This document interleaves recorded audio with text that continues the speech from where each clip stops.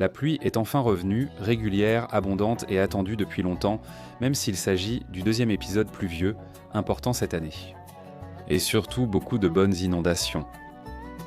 Pendant des années, nous avons travaillé à travers la sécheresse et la poussière, façonnant des aménagements du sol avec rien d'autre que des engins lourds et beaucoup de persévérance.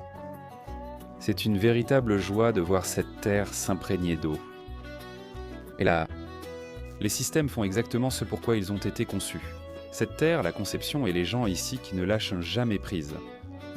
Venez célébrer notre victoire en journée et admirer cette belle eau traversant le désert.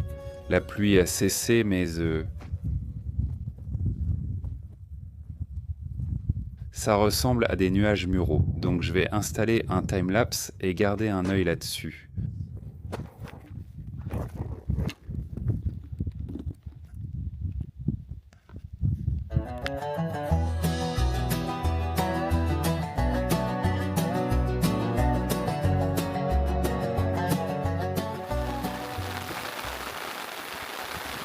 C'est la deuxième grosse averse et j'ai eu la chance de la voir arriver.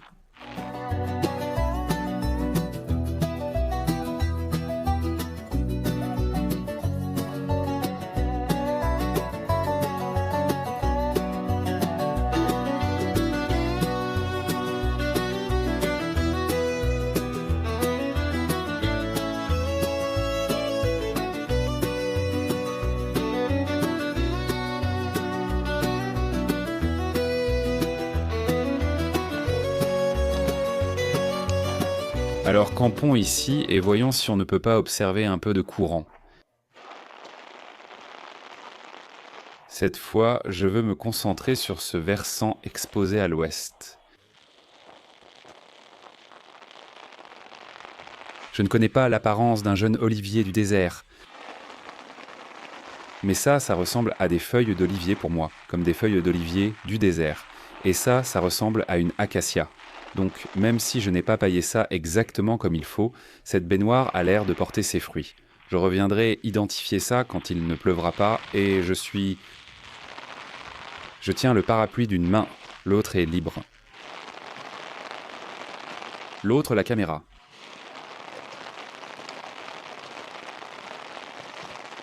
Actuellement, nous cherchons le flot.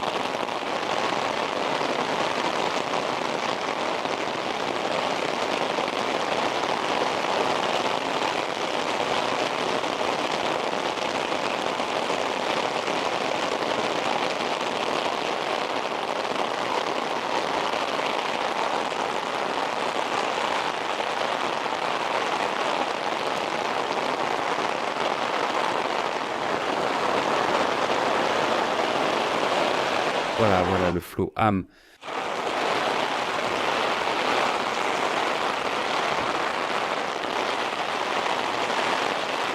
Je me trouve à la limite de la propriété. Donc je ne peux pas vérifier ça, mince.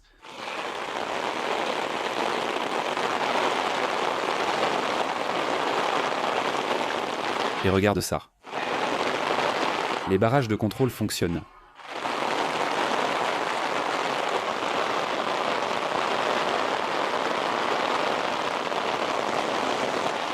absolument magnifique.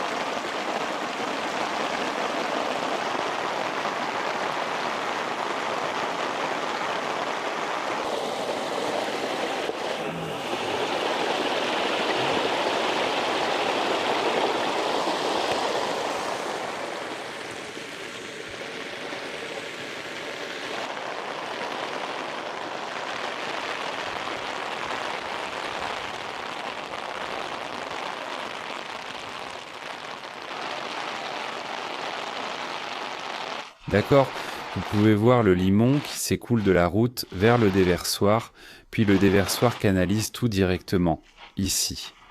C'est le barrage nord, c'est là que les insectes sont apparus dans l'épisode de la semaine dernière.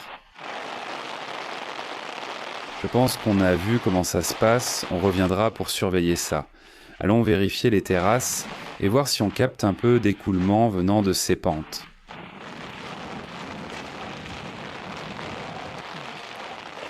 Ça n'a pas l'air de fonctionner exactement comme je le voulais. Je dois creuser une meilleure rigole à cet endroit de la route. Mais au moins cette partie de la rigole fonctionne, Ça me va pour cette partie, presque. De nombreux d'entre vous se sont inquiétés de l'impact des inondations au centre du Texas, sur Dust Ups. En bref, physiquement, il n'y a eu aucune conséquence ici. Nous sommes à quelques centaines de kilomètres du lieu des terribles inondations. En ce moment, je me tiens sur ma nouvelle rigole, et la semaine prochaine, je partagerai avec vous comment elle s'est comportée pendant cette inondation que vous voyez. Mais alors que les Texans s'indignent face au nombre de morts et cherchent des responsables, j'aimerais vraiment que l'infiltration des eaux souterraines soit davantage au cœur du débat.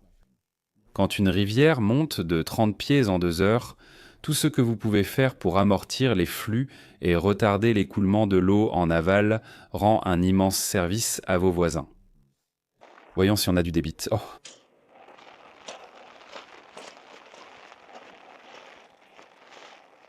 D'accord.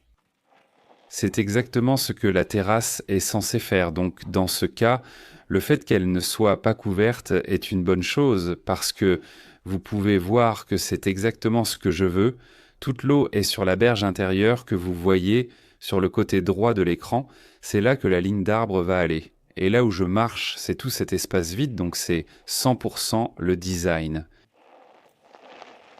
Le niveau laser fait son travail, je ne perds aucun ruissellement venant d'ici. À quoi que ce soit en dessous, sauf si c'est absolument essentiel.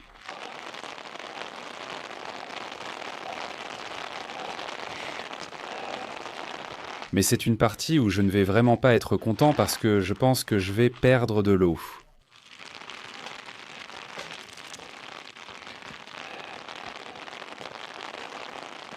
Donc c'est censé être surélevé juste ici. Brandon l'a coupé pour avoir accès et on va devoir reconstruire cette bosse même si c'est très désagréable à conduire dessus car on doit pouvoir envoyer de l'eau d'ici jusqu'à cette terrasse là-bas aussi. Mais je suis super excité de voir que tout fonctionne comme prévu et puis comme l'eau s'accumule sur cette terrasse supérieure, je ne devrais presque rien voir ici en bas. Parce que partout où j'ai planté des arbres, c'est exactement là que l'eau devrait s'accumuler sous tout ce paillis. Ce n'est simplement pas très visuel, ce qui me va dans ce cas. Et nous n'avons pas besoin d'aller marcher. La terrasse inférieure, mais je vais prendre un raccourci et avoir une vue d'en haut.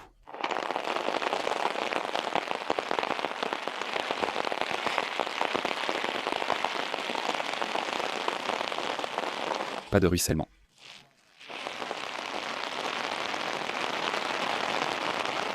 Mais je vois de l'eau accumulée sur SW3. Allons-y là-bas. Et voyons si c'est juste sur le déversoir. Espérons qu'on ne voit pas d'eau couler en fait. Je n'en vois pas d'ici.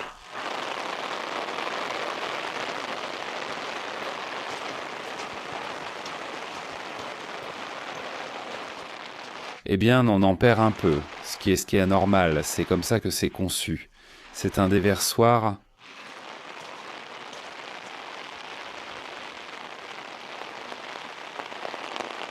Le barrage sud s'améliore, mais je dois encore faire la réparation pendant que c'est humide. Vérifions que la clôture est bien installée. Voilà. D'accord, allons réparer ça. Ça ne fait qu'empirer, mais tu vois, cette barrière d'eau fait son travail en repoussant l'eau initiale derrière le barrage. Et puis il y a cette bosse ici, et ça pousse cette eau vers le bassin de décantation aval. On va aller voir ça dans un instant. Alors, réparons ça ici même. On ne peut pas le laisser.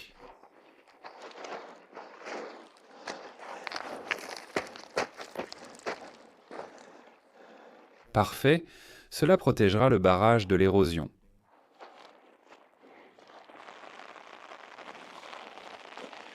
C'est bien plus d'eau que ce que Brandon a filmé pour moi à l'épisode précédent.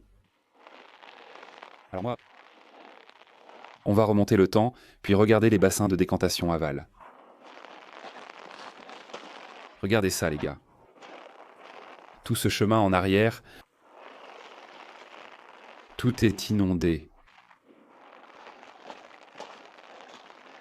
Ces barrages de contrôle ont l'air géniaux. D'accord ? Ces BDA vont bientôt manquer d'eau ici, donc...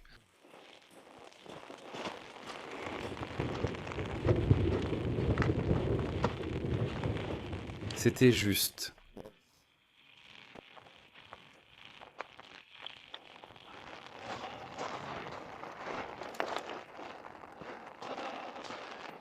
Je pense que ce sera un très bon endroit pour planter des arbres. Là où tout le fumier est... Enfin, pas tout, mais on a mis environ 8 mètres cubes de fumier dans cette zone juste ici. Vous pouvez voir la rangée juste. C'est la grande zone de collecte, et ça va vraiment faciliter, hydrater complètement cette zone. Ce qui m'intrigue, c'est que ça ne laisse échapper aucune eau, donc on a eu un peu de ruissellement là-bas à partir de la barrière d'eau, et je suppose que ça a débordé, mais...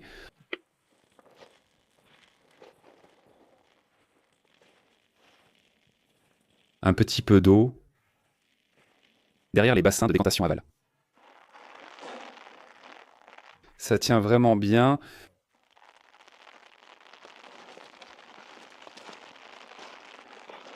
C'est la fosse, et au fur et à mesure que l'eau commence à s'infiltrer, j'espère qu'avec le temps, ça va simplement commencer à se remplir avec des matériaux de meilleure qualité, du sel, du limon et de l'argile, qui vont lentement combler la fosse.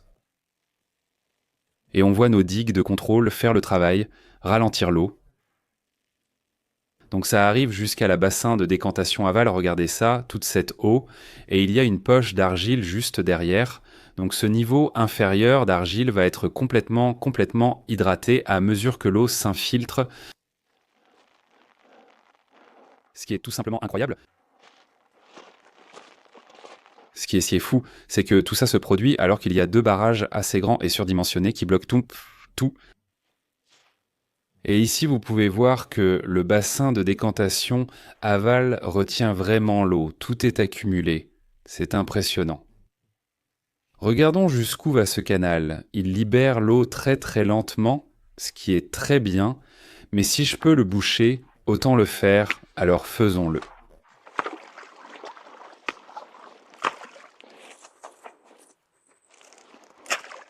Ralentissons-le. Je n'ai plus besoin du parapluie. Allons-y. Regarde jusqu'où l'eau s'accumule dans le canal. Les barrages de contrôle font leur travail. De l'eau calme, c'est bien. Regarde ça. C'est magnifique. exactement ce que c'est censé faire. Viens ici. Et juste en dessous de la jonction. Il devrait y avoir un bassin de décantation aval qui capte deux événements. Un de ce ruisseau à droite et l'autre de l'autre côté de cette lèvre. Ils se rejoignent? Juste ici. Juste ici, c'est la jonction. Puis vous pouvez voir Bidier. Vraiment en train de bien tenir le coup. Une belle grande flaque qui relâche lentement un peu de son eau. Et c'est là que nous avons terminé. Avec de nombreux bassins de décantation aval et barrages de contrôle. Et je ne sais pas si ça se voit à la caméra, mais le débit est nettement plus rapide maintenant. Ce n'est toujours pas déchaîné, mais ce serait mieux si c'était plus lent. On a encore beaucoup de travail à faire, n'est-ce pas? Mais oh oui, regarde celui-là, c'est magnifique, et vois à quel point le niveau de l'eau est élevé. J'aimerais que cela soit plus rapproché, mais je ne choisis pas l'espacement sur celui-là. C'est génial parce que c'est la première fois en 2 ans que je peux voir un événement pluvieux comme celui-ci, où je vois de l'eau couler sur mon ranch et ça me rend heureux. Je me demande sérieusement si ma rigole près du camp a attrapé quelque chose. Voilà le camp. Tout là-haut, c'est l'un des candidats pour la construction, un étang de bonne taille. Je pourrais principalement le construire avec le bulldozer. Donc tu vois comment la colline plonge directement à cet endroit où ces deux canaux se rejoignent donc. C'est l'une des meilleures occasions de collecter une énorme quantité d'eau. C'est ici la jonction, tu peux voir, tu as pu assister à cet épisode de pluie. Celui de gauche vient du camp, celui de droite vient finalement du bassin versant, où j'ai construit les barrages et les terrasses, les grands barrages et les terrasses, et puis ce versant où se trouvent ces deux yuccas au milieu. Ils ressemblent un peu à des palmiers, ce serait l'endroit idéal pour construire un très grand barrage et retenir beaucoup d'eau. Donc voici le barrage nord, et la pluie s'est arrêtée il y a environ 1 heure et demie, ce qui vous donne une idée de la rapidité avec laquelle l'eau s'infiltre. Vous pouvez voir la marque du niveau d'eau élevé, et maintenant ça ne fait que descendre, descendre, descendre. C'est génial. Et le niveau de l'eau, la question que je me posais, c'est jusqu'où ça remonte généralement. Donc, le niveau le plus haut est juste en dessous de ce poteau en T à droite. Et on peut voir que l'eau est remontée au-delà de ce barrage jusqu'ici. Et à un moment donné, l'eau a été jusqu'ici, ce qui est vraiment fantastique. La zone va devenir complètement folle.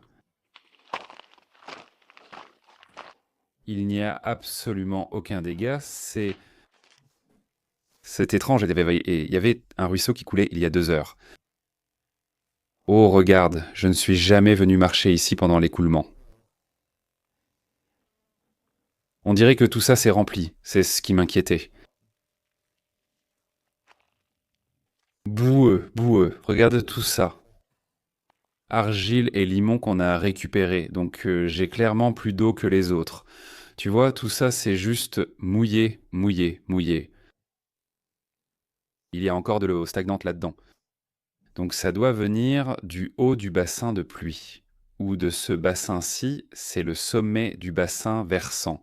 Et pour que l'eau coule de là jusqu'ici, ça doit en retenir une bonne partie avant qu'elle n'entre réellement dans le ruisseau, parce que le reste de ceci est beaucoup plus sec. On dirait qu'il a eu une sacrée chute. Tu peux voir où ça entre là-dedans. Celui-ci a capté le flux ici, puis l'a fait passer ici, ce qui a débordé. Très bien, allons voir le barrage sud et combien d'eau il retient. Le barrage sud ne reçoit tout simplement pas autant d'eau, donc on dirait qu'il a déjà presque absorbé toute l'eau. C'est agréable de voir que les poches derrière les barrages retiennent l'eau. Ces acacias et l'herbe à éternuer qui poussent juste là devraient donc vraiment en profiter, c'est déjà en train d'exploser, ça va devenir encore plus fou. Je vous remercie d'être venu faire la visite avec moi. Je me calme encore après toute cette excitation. J'ai couru voir le pluviomètre, le total est de 1,33 pouces pour aujourd'hui. Ce gros événement, environ 1 pouce en 30 minutes, a provoqué un ruissellement significatif. Les barrages et les baignoires en terre fonctionnent, comme vous avez pu le constater, avec la quantité d'eau. Les digues et terrasses fonctionnent comme prévu, dirigeant l'eau vers les zones où je souhaite faire pousser les arbres. Mais beaucoup d'eau quitte encore le ranch et j'agis. La semaine prochaine, vous me verrez marcher sur la rigole. Même si ce n'est pas régulier, c'est seulement environ 20 à 25% de terminé. Grand succès. J'ai hâte de vous montrer ça et les autres aménagements de collecte d'eau qu'on a fait autour du camp. Il y a de bonnes raisons de se réjouir, même s'il reste encore des progrès à faire. Cela fait partie du chemin. Si vous êtes impatient de voir ces images, elles sont déjà disponibles sur l'équipe de Stups en version brute. Vous avez accès non seulement à mes images non coupées, mais aussi à la version non censurée. Vous faites aussi partie du club des expériences où vous concevez et décidez sur quoi je vais travailler et le meilleur, c'est que vous faites partie de la communauté. J'ai vu des amitiés se former sur les forums, les personnes les plus engagées sont celles qui viennent le plus souvent. C'est un groupe phénoménal et j'espère que vous envisagerez d'en faire partie. Merci d'avoir regardé, à la semaine prochaine.